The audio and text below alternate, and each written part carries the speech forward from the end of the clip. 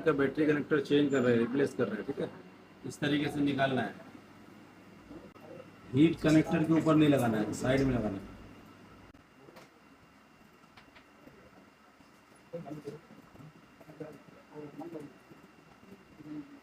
निकल गया। तो कनेक्टर को लगाने के लिए पहले क्लीन करना पड़ता है।